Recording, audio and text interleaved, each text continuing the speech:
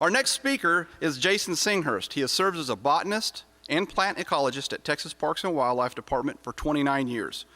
He works to conserve rare and declining plant communities on both public and private lands in Texas. Jason?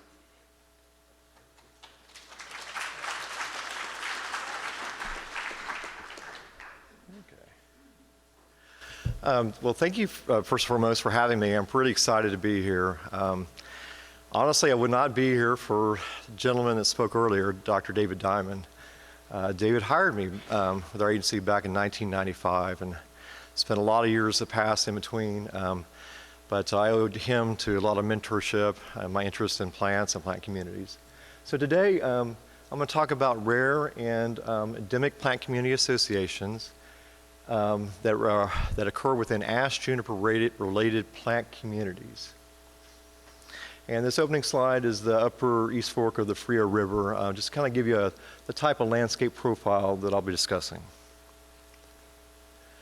So as we know, Texas is blessed with 11 major natural ecoregions, and there are a little over 900 plant community associations that have been described across the state, different habitat types.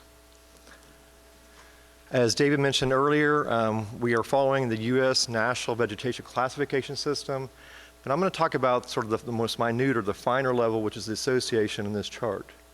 A plant community association is defined as a habitat or community type with a specific floristic composition, typically dominated by the top 3 or 4 nominal species based on cover type, and also sometimes we'll have diagnostic or indicator species that make up that community. These communities are repeat across the landscape, and they're often tied to specific soils and geology, as well as a specific adaptive climate, substrates, and disturbance regimes. In our program, the Non-Game and Rare Species Program at Parks and Wildlife that I work for, I oversee the tracking of 226 of these rare plant community associations, and many of them are home to rare plants and rare animals. We work with a lot of universities as far as contracting state and federal money to universities to help us fill in the gaps in knowledge of rare communities that support rare plants and rare habitats. So David was very nice to let me use his beautiful profile map of the Edwards Plateau vegetation, and I'm going to start basically sort of the dry, very drier part of the landscape and work my way all the way down to sort of the stream bottom and the more mesic or wetter communities. So the first one I'm going to talk about is the Edwards Plateau Ashe Juniper Texas Oak Woodland. And I heard earlier you heard it referred to as Spanish Oak, Texas Oak. It's got a lot of common names. But in the background you see the really deep dark vegetation, and that's Ashe Juniper. And the lighter textured vegetation is Texas Oak or Spanish Oak, or whatever you want to call it commonly. As David mentioned too, is that these communities have a lot of breaks in the geology and sort of that stair step. So they're not just a one community wonder, they have a lot of little interdispersed openings in the landscape that occur in based on the geology. You could have very, very dry zones like this zone here was so tall, to actually fairly mesic situations. So this would be a mesic break in this particular plant community association that has tall grasses in it, things like little bluestem. You have Indian grass in here, Lindheimer's muley, etc. So I'm going to specifically talk about these rare plants that are tied to this specific association, the Ashe Juniper Texas Oak Woodlands. And this is a nearly ranged species of gay feather called summer gay feather. And the reason it's called summer gay feather is because it blooms in June, much earlier than all the other species of gay feather that we have here in the Edwards Plateau or Central Texas. And that's its entire global range, and actually was described new to science about 20 years ago. And the next species is a beautiful member of the legume or pea family called Hall's prairie clover. It's a neuroendemic, only found in Texas. And it's tied again sort of these kind of mixed kind of break openings in the Ashe Juniper Texas Oak Woodlands. It has these very, very intricate small leaves.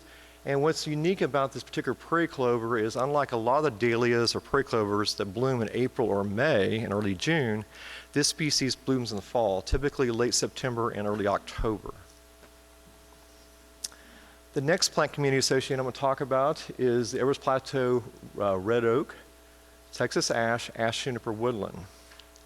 And what I'm going to talk about is basically, we were talking about these drier slopes, and now we're working our way down a little bit lower in the landscape, and then right in here in this kind of band of vegetation.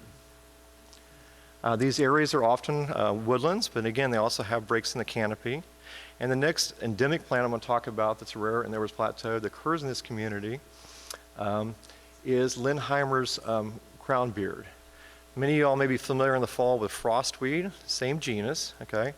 But this species can occur both in the woodlands and semi-shade and actually in the breaks and openings. Obviously a lot easier to photograph in the openings. A beautiful member of the sunflower family. The next plant community we're going to talk about is the Edwards Plateau Ashe Juniper White Shin Oak Woodland. And I think David referred to the shin oak in his presentation. And there are two varieties of shin oak in Texas and in the southeast. This variety is pretty much a central Texas, north central Texas species. I believe it does get into Oklahoma a little bit. The other variety is a variety sinuata, which is also known as Durand oak, is a floodplain species that can get upwards of 80 to 90 feet in height, unlike the smaller stature shin oak we see here in the Balcones and here in central Texas. They're roughly as 10 to 25 feet in height. This is what a woodland looks like, lots of nice rich litter layer. And the one of the species that occurs in these woodlands in the shade is this beautiful member of the barberry family called Texas barberry, Mahonia swayzii. If you ever spend time out in the western U.S., like the Rocky Mountains or any of the western mountains in the western U.S., there's a real common berberis called Berberis repines or creeping barberry. We have acarita in the Edwards Plateau, Mahonia trifoliata, which has 3 leaflets, okay? Same genus, but Mahonia swayzii actually has 5 to 7 leaflets. And the leaflets actually are much softer texture than the more coarse agarita. Extremely narrow endemic that occurs in this community. We also have a really unique rare orchid, the glass mountain coralwood orchid, that occurs in Texas and a little bit in New Mexico, that we often find blooming in late June, early July. Pretty a hostile time of year to be walking underneath the canopy of these communities. Pretty hot and humid. But this is an orchid that utilizes the Ashe Juniper duff layer, and there's also a mycorrhizal relationship as well for its reproduction. Another unique community type that I've spent a little bit of time in, but I would like to explore more, are Edwards Plateau limestone mesa top oak woodlands. They're dominated by live oak, and then Buckley's oak, and they also get shin oak kind of scattered in here, as well as the juniper. And I threw in this aerial photo because I think it was really important from the mesa tops. This community really is literally tied to, this is a mesa, and it's tied to typically these more north or northeast facing slopes. This is actually shin oak dominated right here, and this is the mixture of that real diverse community I'm talking about. So not a lot of juniper here, but juniper mixed in with the slopes. Oh, let me go back one too. What's really unique too, because they are north or east facing slopes, they also have some eastern relictual species that occur in here, not necessarily globally rare, but I wanted to point out, this is trout lilies. And the trout lilies will actually occur on the rims, underneath the canopy of shin oak, and also in this mixed woodland. One of the narrow endemic plants that occur in this particular woodland community is 7-leaf creeper. Its sister is Virginia creeper, which has 5 leaflets. And this narrow endemic species has 7 leaflets. Okay? And then I can't talk without talking about the Balcones, right? Since that's the emphasis of this discussion, as David emphasized, that area, that climatical area of the canyons, right? They have a lot more moisture in the southern region of the Edwards Plateau in the Balcones. And lacy oak is a big, big component of that canyon region. Very dissected canyon systems, very shaded communities. If you're not familiar with lacy oak, it's pretty narrow ranged in the continental U.S., where it occurs right here in Texas, but also occurs in Nuevo Leon and Coahuila, Mexico, adjacent to us. Lacy oak got its name from Dr. Lacey, who was a medical physician who lived south of Kerrville, Texas, and had a ranch, and he had a lot of naturalists that visited him over the years when he had that ranch in the late 1800s, early 1900s, and this oak species is named after him. One of the really cool sub-canopy perennials that occurs in these woodlands is Heller's marble seed. It's a beautiful member of the borage family. And of course, it gets its common name for these pearl-like or marble-like fruits. Extremely near endemic species tied to the lacy oak juniper woodlands. I was mentioned in the previous talk was bracted twist flower. And I think David also mentioned those fault zones in his presentation and talked about the fault zone nearby.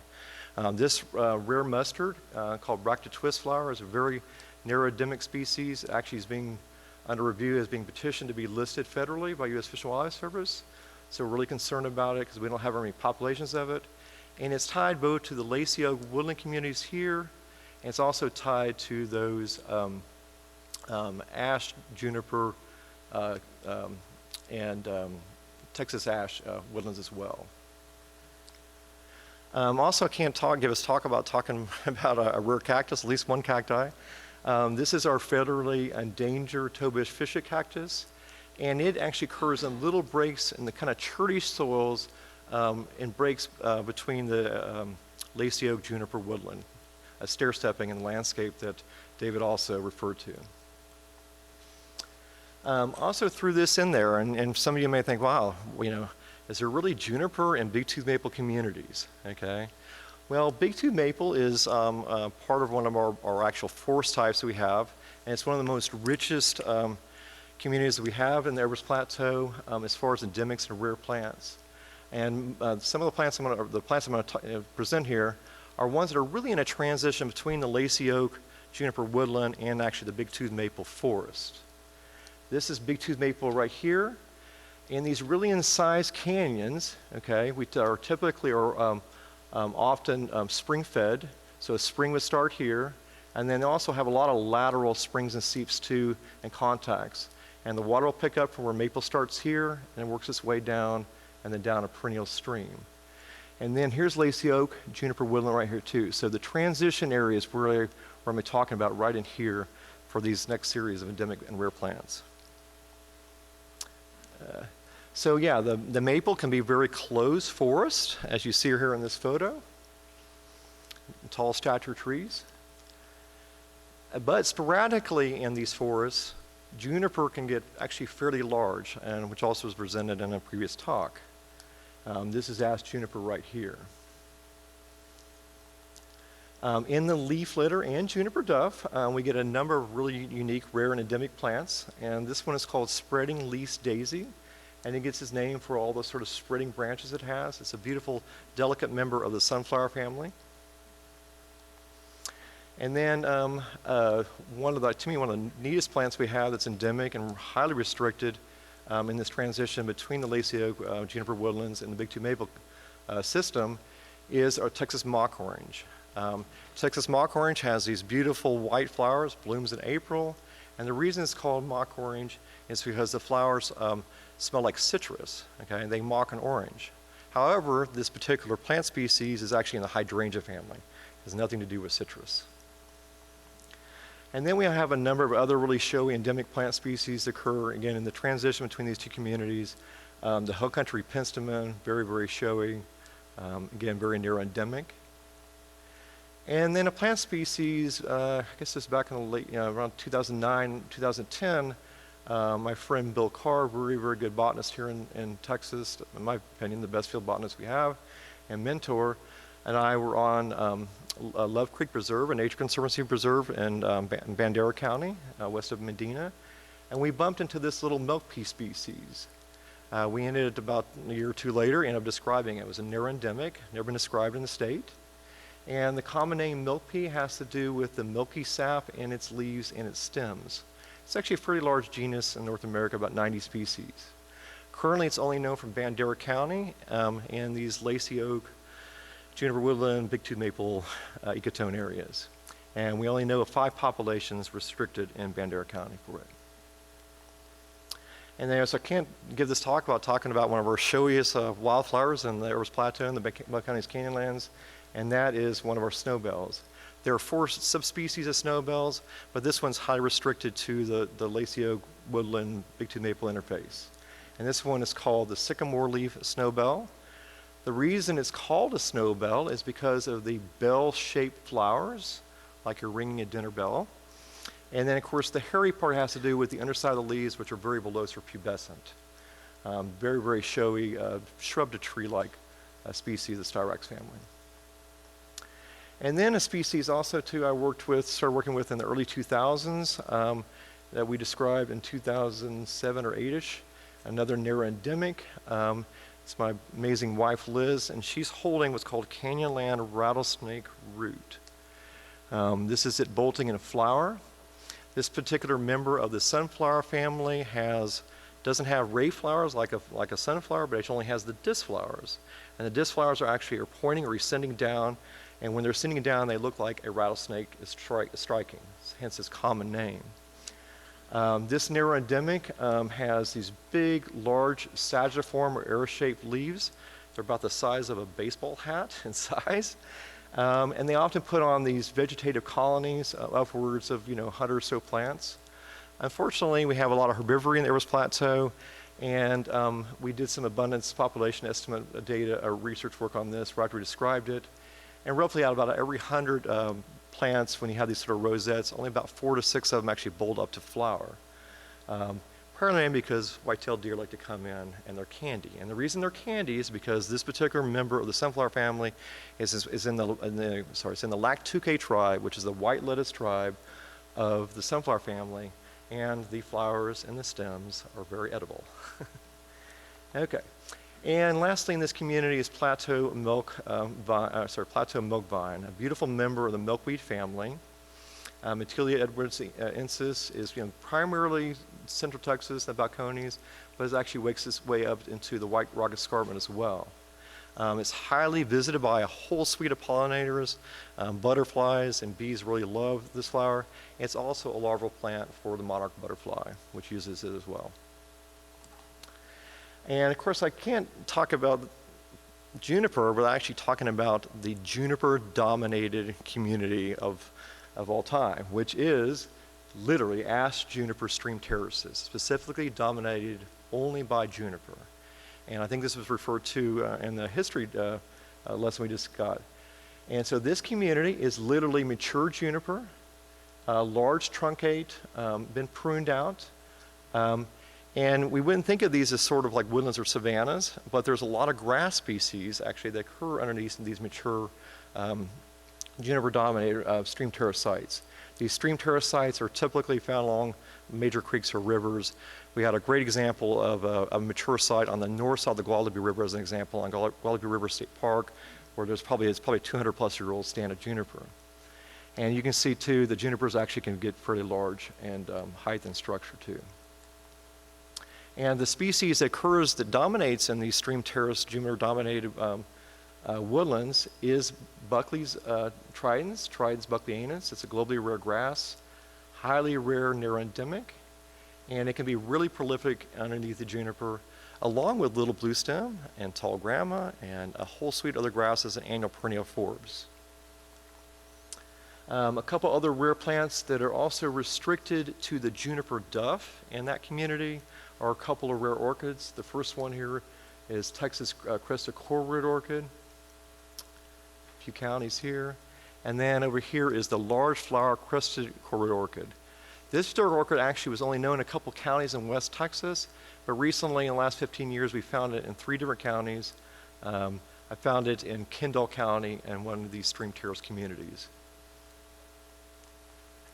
And then lastly, we actually have, I wanted to kind of throw this in there too, a little twist here, is our paper shell pinyon Ashe juniper woodlands.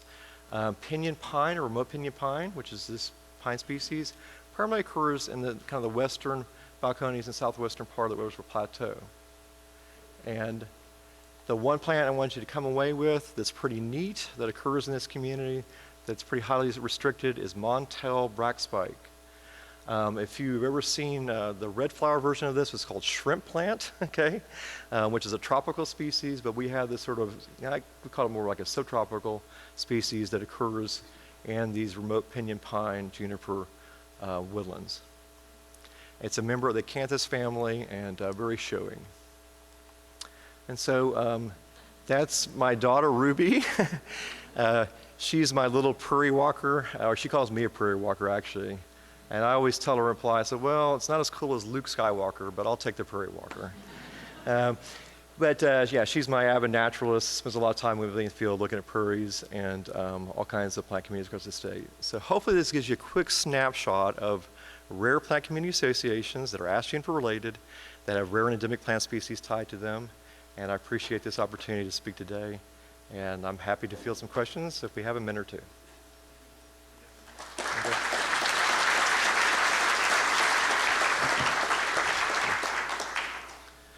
Timekeeper says we have 5 minutes. Do we have any questions? Did good. Oh, sorry. You mentioned deer herbivory as an impactful element on some of these one of those plants. Yeah. Can you speak more about why they're endangered and what the ecological impacts are of the plants? Absolutely great question, and this is a theme, so very, very great question. So this is a theme for a number of our endemic plants. There was a photo earlier of Texas mock orange, the snowbell. So there's a whole suite of our perennial species and our shrub species that are rare and endemic that have hyperbivory. And what we notice is that when you're in canyons basically surveying a site, you'll just see a lot of these plants sort of just bonsai. They may be there. So so something like Texas mock orange, actually, as an example, might be like a little cheese ball, little piachette looking thing on a rock. It might not be fully branched out into full. So it's constantly being herbivoried on. And I think one of the thing I notice is that our endemics are taking a lot of pressure for herbivory. They're still there, but usually in low numbers. And we see a lot of these species, like mock orange as an example, more confined to things like on top of a boulder, like on top of a limestone boulder rock, or on a real narrow band of a more of a cliff face situation. So I think within these particular communities, we're seeing these species kind of refugio to where they get away from the deer, herbivory. And so that's something I'm seeing through, as far as herbivory playing an effect or role on reducing rare plant populations. If that helps. Yeah. Yes, sir. Hey. Yes, sir. Yes, that's probably probably a bow nap. The out of North America most likely incorrectly mapped that. But the problem is I can't, like a lot of things, you can't exclude it. So I left that map up there with that county in there. So yeah, there is no limestone or no formations that Bracteoid twistflower. Was it for Bracteoid twistflower? Yeah. Yeah, most likely that's a misidentification that John Cortez and the group out of Louisiana and Baton Rouge that do all the BONAP mapping, most likely contributed to a specimen that probably hasn't been looked at. So unless the specimen has actually been annotated and until that's resolved, they will throw in some occurrences here and there that just don't match. And so most likely it's not correct. Yeah. Similarly, there was a disjunct cluster of counties in the northeastern section of the Big Tooth Maple. Yeah, so in the Coryell and Bell County, great question. We do have some isolated canyons that's around Colleen area, specifically on Fort Hood. So there are isolated populations of big tooth maple, Owl Creek, and a few canyons, mostly on the Fort Hood property, actually. Very incised canyon systems that are it's just a relic little disjunct island that's very similar to the ones we have in the southern plateau. Thank you, Jason. You bet. Thanks, guys. Let's give him a round of applause. Thanks.